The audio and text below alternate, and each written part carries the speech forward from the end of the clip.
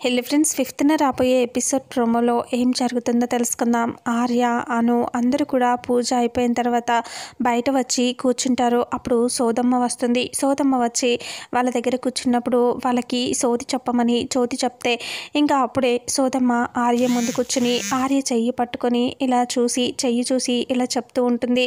నీది జన్మ జన్మల బంధం, మళ్ళీ విడిపోయినా ఎన్ని జన్మలైనా మళ్ళీ ఆ బంధం నీకు తోడుగా వస్తుంది.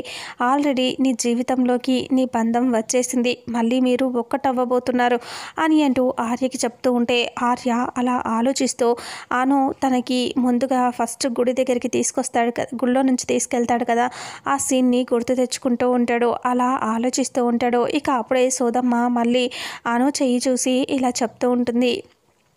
నీది కూడా జన్మ జన్మల బంధమే తల్లి, ఆ బంధం నిన్ను ఎప్పుడూ వీడిపోదు, మళ్ళీ మీరు కలిశారు, మళ్ళీ ఇప్పుడు నీకు ఆ బంధం తోడైంది అని అంటూ చెప్తూ ఉంటే అప్పుడే ఆను విచిత్రంగా మొహం పెట్టి ఏంటిది, అతనికి అలాగే చెప్పింది, నాకు అలాగే చెప్పింది అన్నట్టుగా అలా చూస్తూ ఆలోచిస్తూ ఉంటుంది.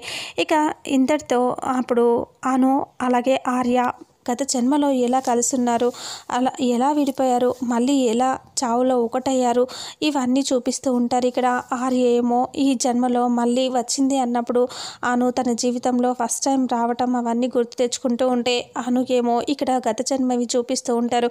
ఇంతటితో ఫిఫ్త్న రాబోయే ఎపిసోడ్ ప్రోమో ఎండ్ అవుతుంది. ఫుల్ ఎపిసోడ్లో ఏం జరుగుతుందో తెలుసు.